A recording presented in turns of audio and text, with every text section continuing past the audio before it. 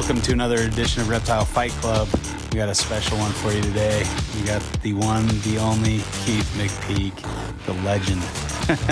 So he just flew in into Tucson, and I picked him up at the airport. I drove down yesterday, and we're out here for some herping. So, yeah. So I guess maybe introduce yourself briefly to kind of say where you fit in herpetoculture, and we'll talk about the topic a bit.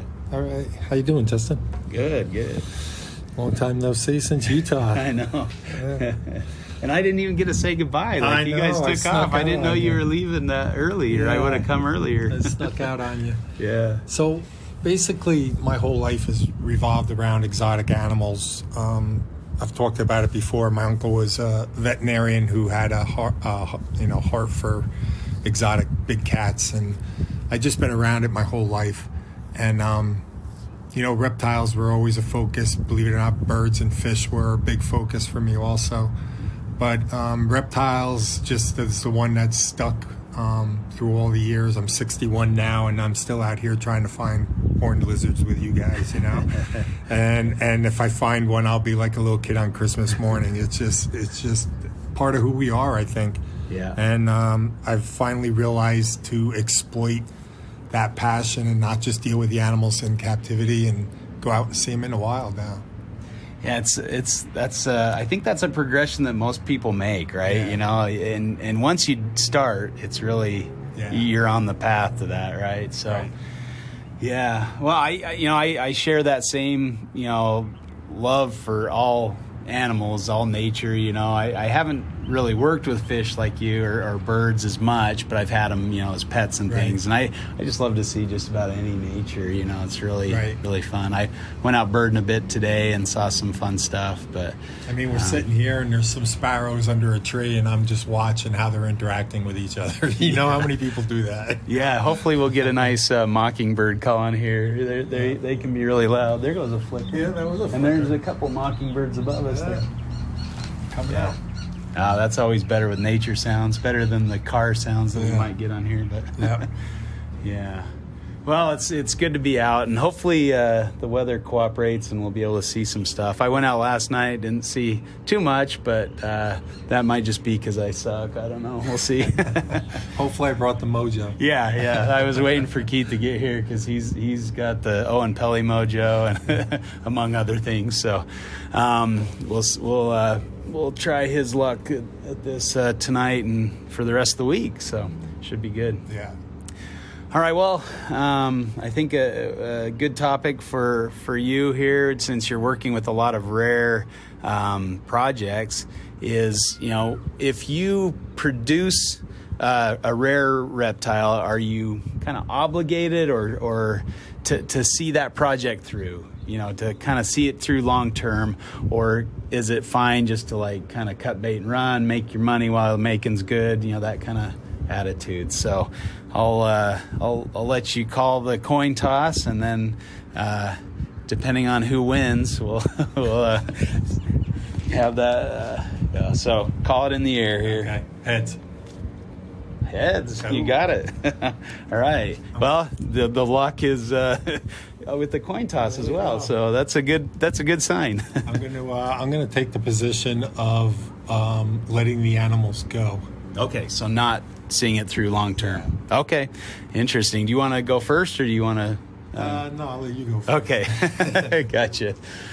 Okay, so I guess there's a lot of different ways to look at this, but I think if you've kind of cracked the code on a species and can breed something that very few people can, I think it if there's maybe a bit of responsibility, or what would be really good for herpetoculture is if that information was shared, and that success was repeated and allowed more people to be able to get into that project. So I think from that idea of if a project's just kind of moved on, usually people who buy into projects, some might have success, but the majority, especially if it's a difficult to breed species, will either lose interest or won't recoup their investment or whatever, and so they'll get rid of the animals. And so you see a lot of those rare animals that are just kind of passed from collection to collection. So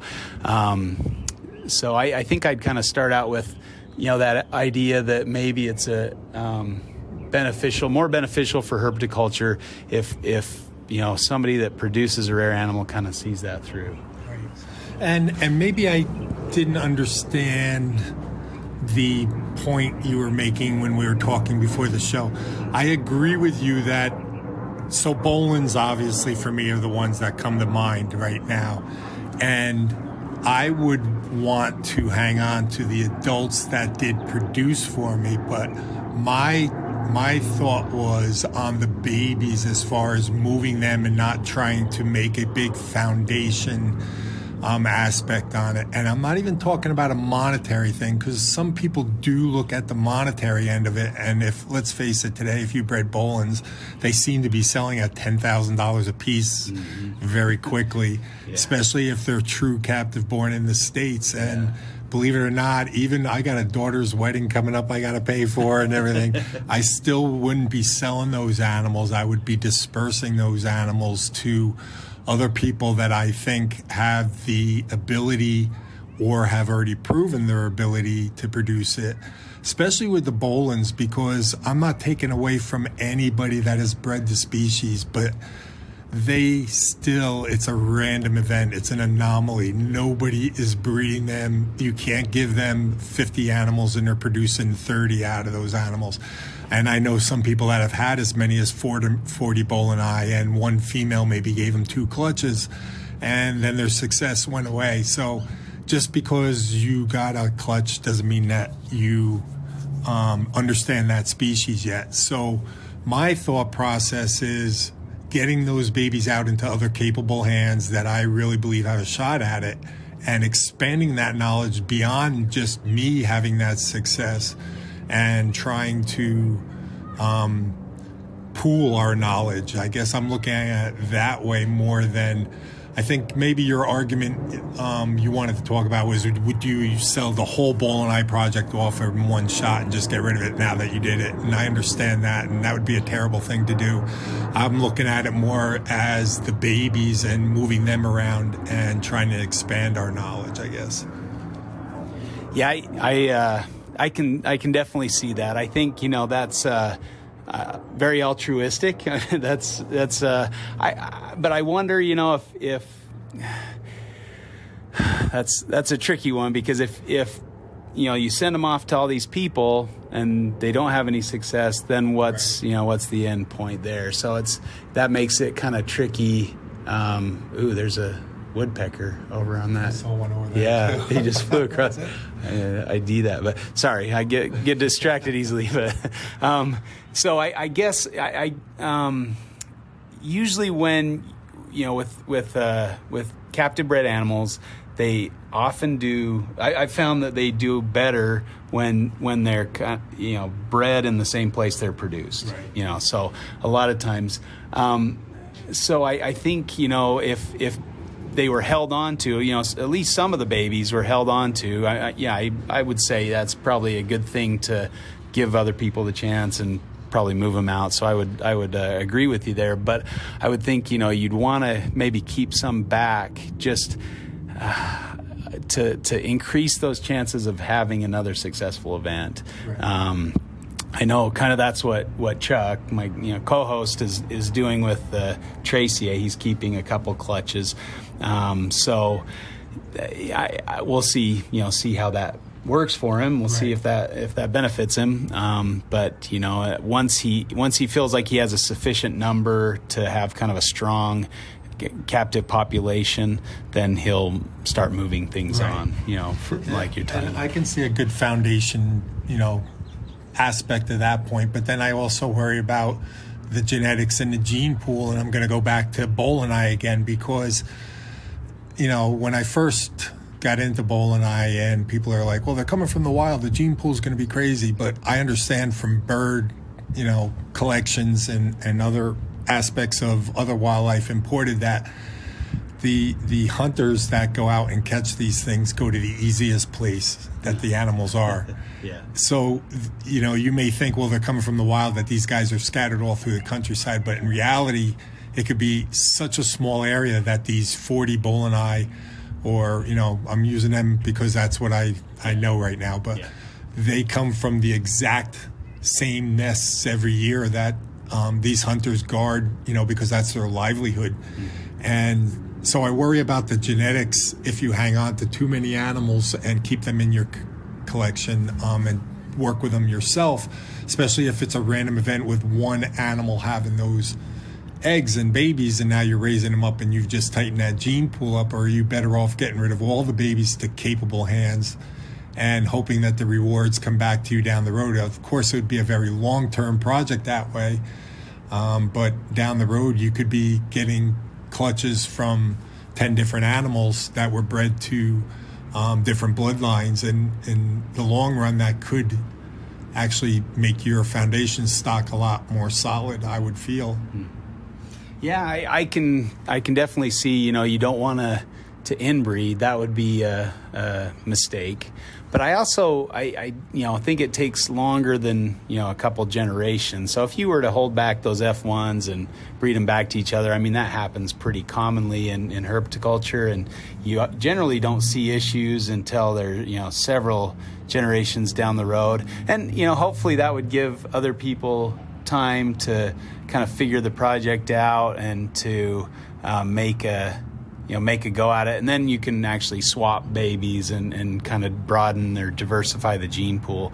But I think for a lot of these species, just to produce them regularly is better than anything we've been doing so far. Bull and I are a great example of that. How many clutches or how many people have bred them more than once randomly? Worldwide, you get 1 or 2 clutches a year. Yeah, and I think, is it France? Hunter France has bred them a couple years in a row, twice in a row. Yeah, so that seems to be the best success anybody's had. Or am I? No, Frederick and Mark Spataro both had 5 not generations, but 5 years in a row of breeding success. But then, to your point, Frederick moved to a new house. He hasn't been able to breed him since. I don't know what happened with Mark's breeding success, but I know he had 5, but fertility's been low on animals and all that kind of stuff.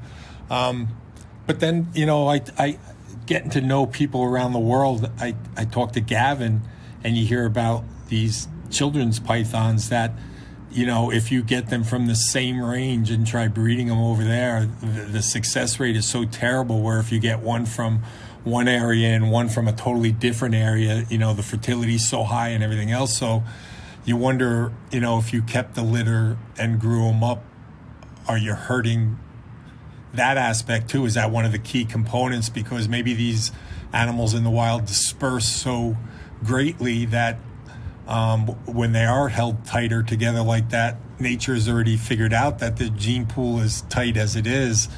I don't know. I like the idea of getting them out to other people, I think.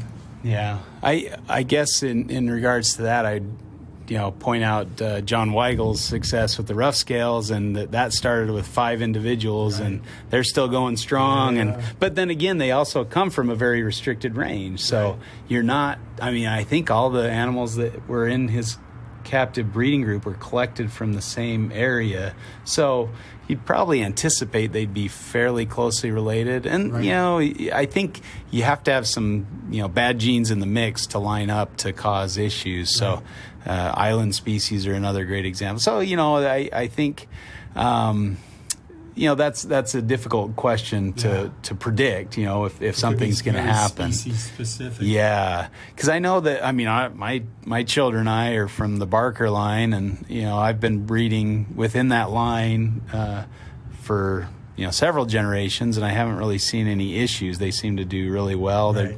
Except for they're getting, maybe nicer in color and pattern. You can refine some of that. So I think maybe that's another debate topic for another time. But in breeding, and I've wanted to get some experts, some genetic experts, to talk about that, because I don't think I could do it justice. But I think there's a lot of examples that could go either way, right? So.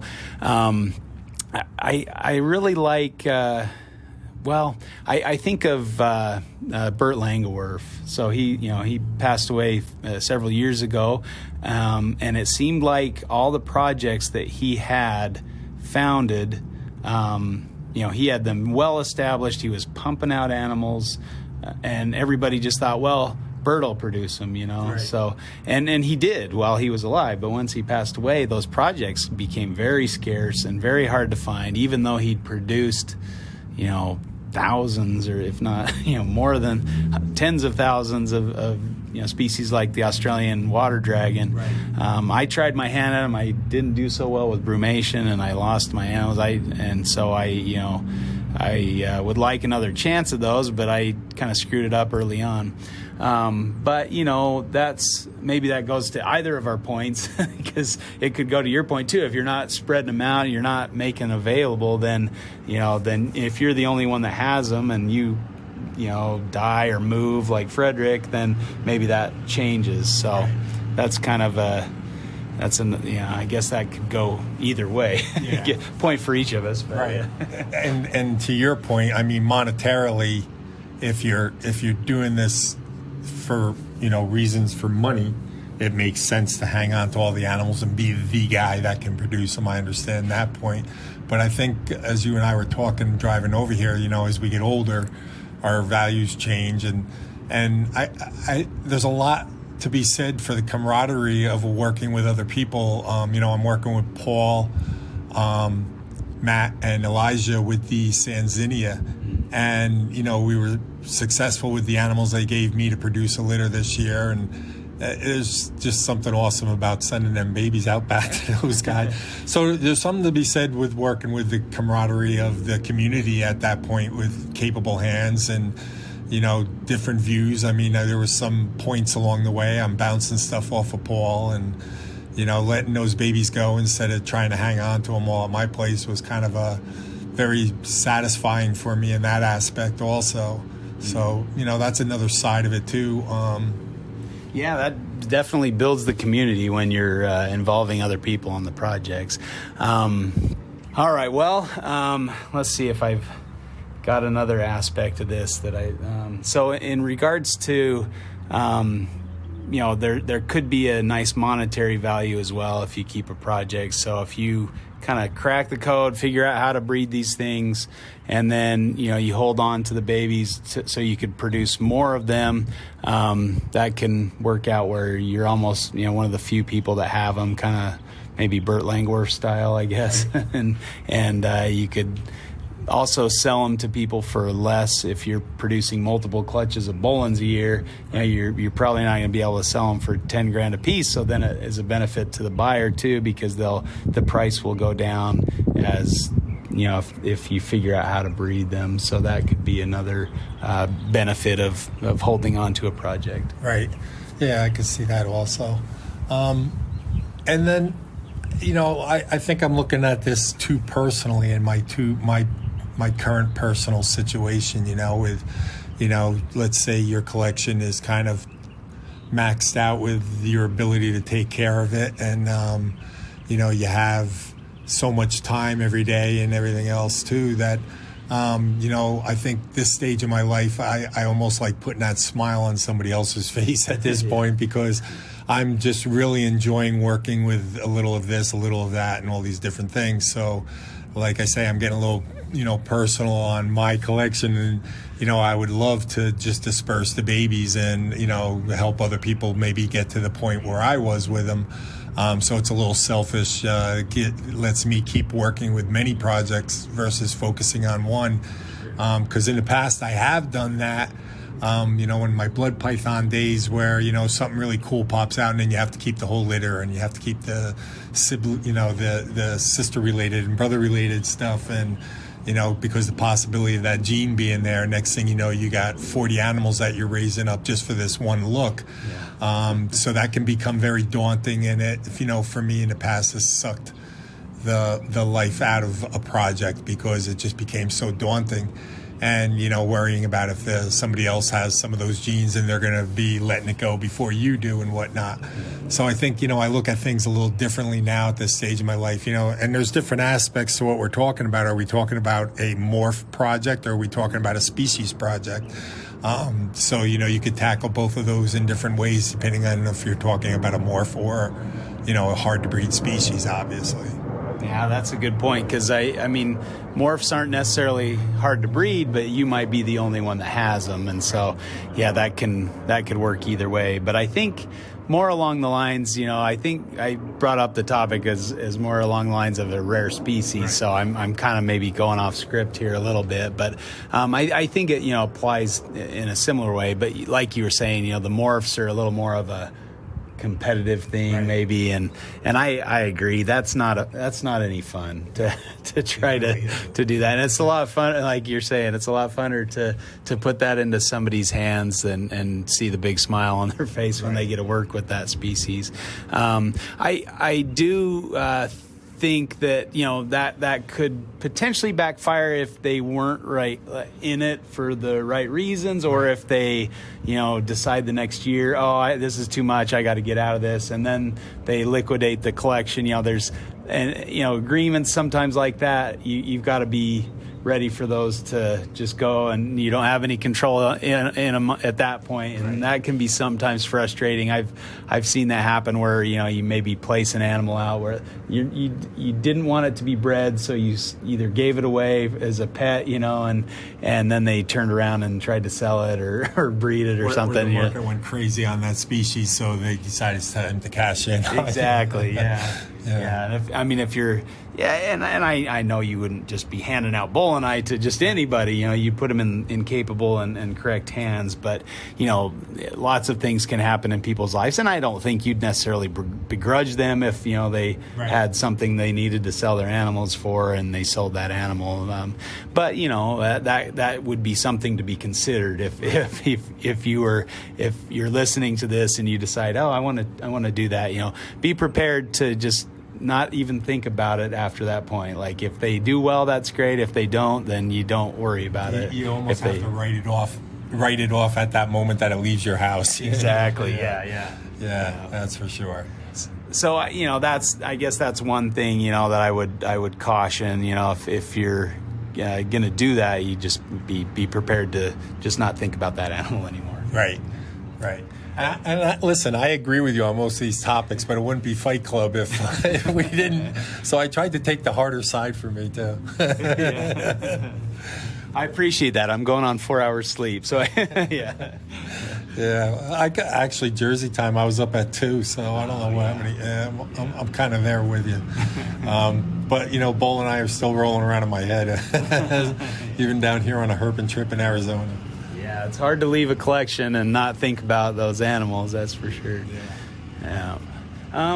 So if, I guess the other thing is if you're spreading out a project, sometimes spreading it too thin can result in less animals actually being produced. Maybe if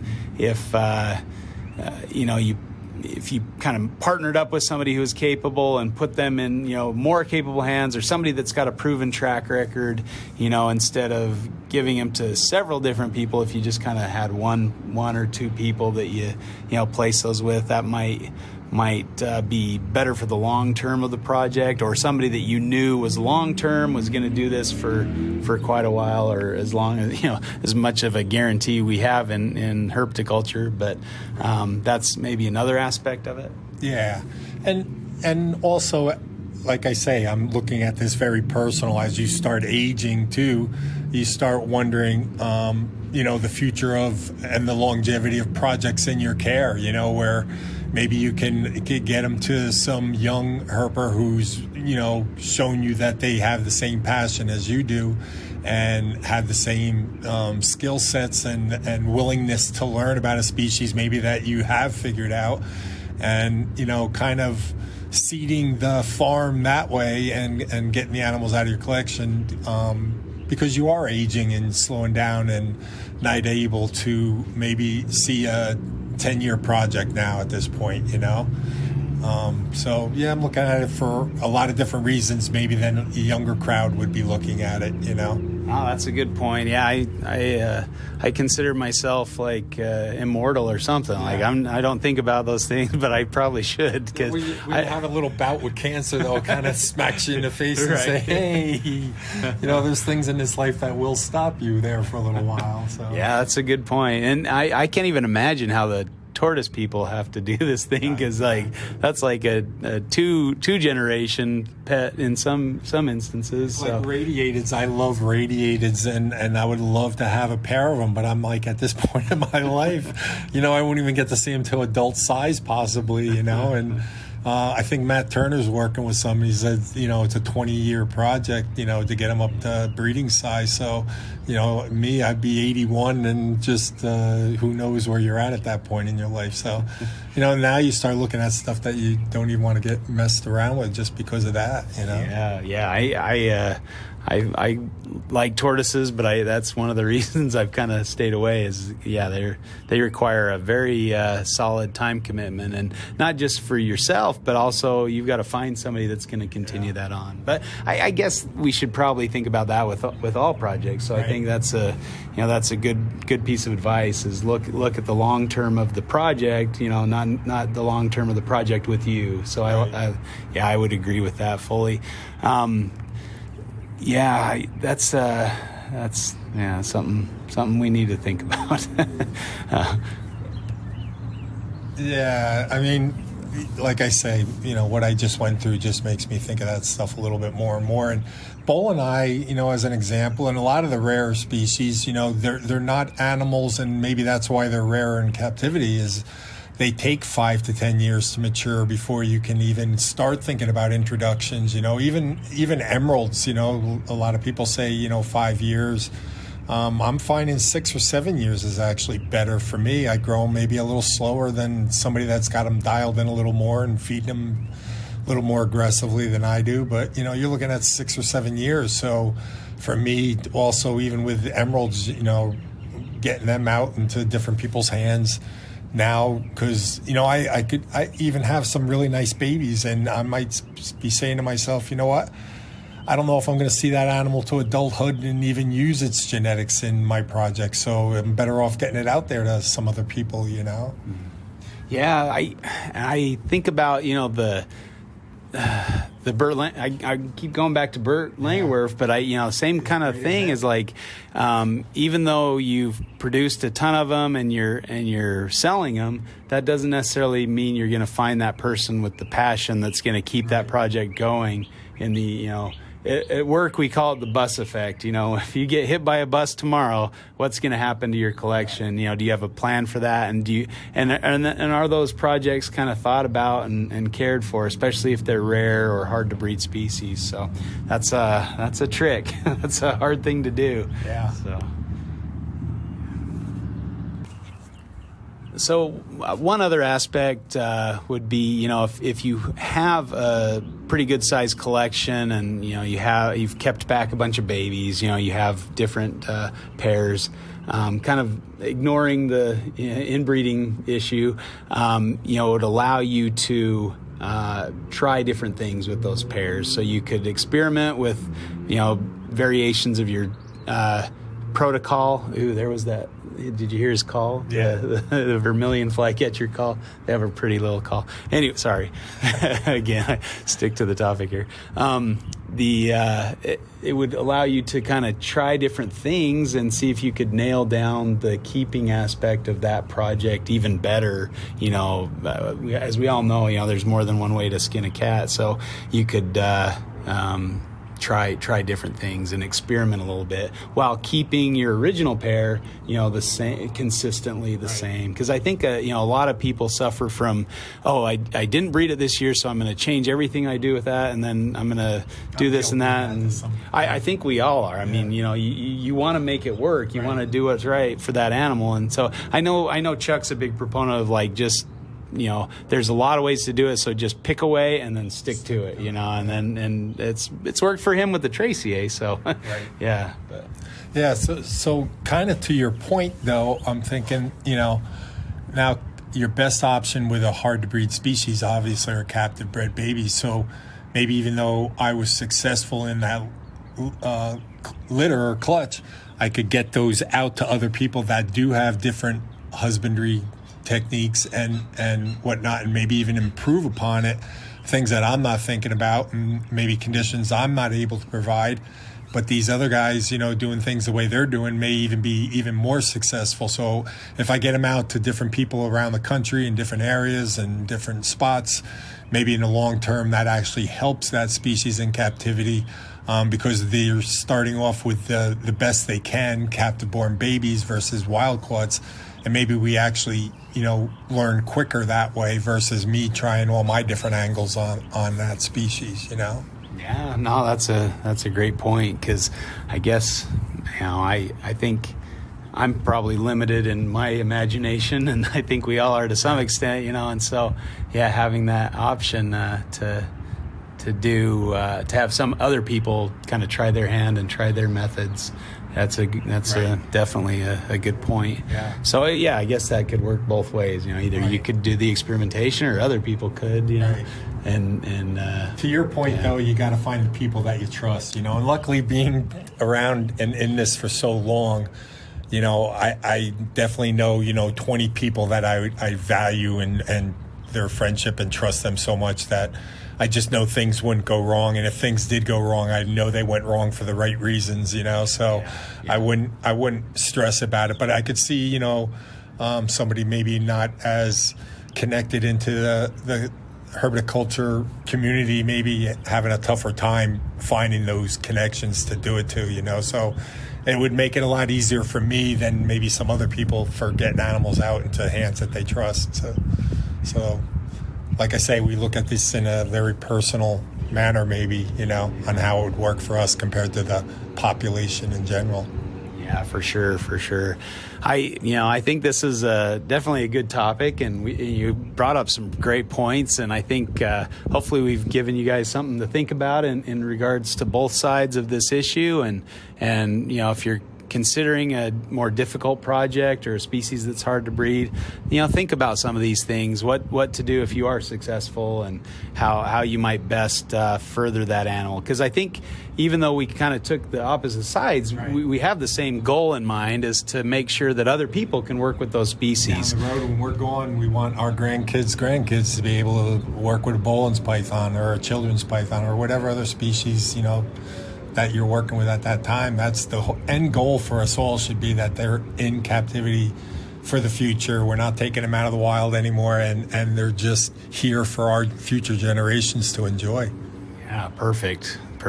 Yeah, that's the goal. That's the dream. For sure. So, well, thanks for listening, and hope you got something out of that and can take that home. I'm really privileged to be able to have Keith here and to pick his brain in person. So this is going to be a great week. I'm gonna learn a lot. I'm sitting here just watching the birds and getting distracted while we're trying to talk. Exactly. Yeah. So right now we're looking at Gila woodpeckers. There's a vermilion flycatcher. There were like 4 or 5 woodpeckers just right around here, and they've just been calling and looking around. Oh, there's the elusive car horn. But yeah, the Gila woodpeckers are really pretty. They're like have this banded pattern on their back, and very subtle. But once you see it in the light, it's really pretty startling, the pattern. Yeah, I saw this place online as like kind of on the eBird website, and it said it was a decent hot spot. We rolled up here and it was like, oh, I don't know, this looks pretty desolate. But just sitting here, we've seen mockingbirds. The couple species I said, there's a collared dove. They're invasive, but there's a collared dove in the tree over there. Unfortunately, no reptiles, but I guess birds are technically classified as reptiles, right? Yeah. No non-avian reptiles here, unfortunately.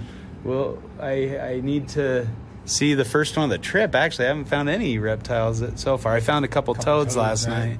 Yeah, they were cool looking though. But so tonight will be the night, right? Tonight will be the night. We got We're Keith gonna here find now. We'll find him. We'll Find a bunch tonight. So. But I don't know. What are you looking forward to most finding? You mentioned the horned lizards. Any other? I know I'm going to catch a lot of flack with all the cool species here, but horned lizards, man, that and any mountain kings or any king snakes would be very cool for me. I know you guys are rattlesnake guys. You guys get hot on that, and I'm going to act like it's not a big deal just to drive Nipper nuts. Yeah. I mean, I like just about anything. Yeah. I'm get geeked out by, but I really enjoy horned lizards as well. I kept a species or two. For a while, brumation is not my strong suit, and lost the greater shorthorn lizards in brumation, but they did pretty well. Yeah. I collected a couple, and they actually had babies. I sent the babies off to the Phoenix Zoo. Yeah, I did. Yeah, yeah. And I mean, they're probably not the best species for captivity. They were a little tricky, but I mean, it can be done, and I think people have shown that with the Mexican horn, the giant horn lizards. I think if you live in an area kind of where they're from too, it gives you a little bit of a head start, jump start, because you're seeing a lot more of exactly what they're doing in the wild to try to replicate that in your captive conditions, but maybe also getting the prey items is a little easier for you. Yeah. I don't know, what were you feeding yours? You could order harvester ants online, and that's what they feed in the wild. So I was supplementing with some bean beetles, and they would eat those as well. But and other small, maybe some pinhead crickets here or there. But yeah, ants were the primary source. The greater shorthorn lizards, Hernandezii is the scientific name. They're pretty broad. They're more generalist than other horned lizards, but it's still like 70% of their diet is ants. So but I think those species that are difficult to keep in captivity, like I kind of sworn off, I'm not going to keep any others in captivity unless there's some kind of breakthrough. Or a huge need for those to be bred in captivity, which there may be. I've heard that the Argentinian ants are invading Utah and displacing the native species and having an impact on horned lizard populations in Utah. So I don't know how broad that is or how far-reaching or how serious it is, but it does give me concern. Yeah, for sure. Yeah, I'd rather have them, and this was another topic of Reptile Fight Club, is, if there's nowhere for them to go in the wild, is that really a conservation project if they're just in somebody's living room? There goes a turkey vulture. We saw the shadow. Yeah, I was like, we're close to the airport, so I'm like, it could have been a plane, but I didn't hear a plane. But I've seen a lot of turkey vultures out here as well. But so, I think I'll just content myself with seeing them in the wild as long as we can. But yeah, that was one of my highlights in West Texas, was the horn lizard, the Texas horn lizard. I missed the one that you guys were you. Maybe you hadn't arrived yet in Utah. I missed that one too. I missed that one, but I missed too many of the Gila monsters. That chaps my hide. Those were really insane to see in the wild. Yeah, sure. Hopefully we'll see some here too. That would be the reticulated Gila monsters down here and up in Utah. They're the banded Gilas. Sure. Yeah. So hopefully we get some of those. I don't know. I went down to Ruby Road last night. I guess that's a spot where you might find a thorn scrub hooknose. Mm-hmm. They're really different. No, very few people have seen those, and Arizona's very tippy top of their range, so they aren't usually found here. They're generally just found in Mexico, but they're beautiful little snakes. They're really cool looking.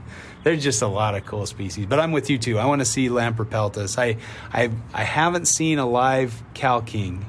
I've only found ones that had just been hit by cars, so I really would like to see one of those. So that would be a first for me too. I actually have never found one in the wild yet either, so that'd be very cool.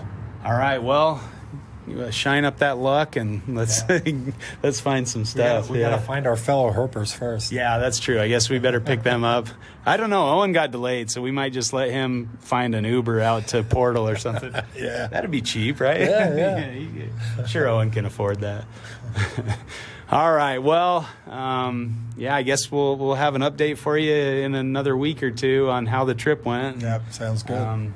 should be fun. We'll try to record some of the other guys. We'll get another topic going sometime in the trip if we can, but it should be fun. But so thanks again, Keith. It was great. It was great hanging with you. Yeah, this is birds, talking snakes. I can't beat that. Yep, for sure. Even though we're both on very little sleep, we're struggling a little, but it was good discussion. So thanks, sure. man. All right. Well, thanks for listening, and we'll be with you back again in another week. All right. Thanks. Bye. Fight Club.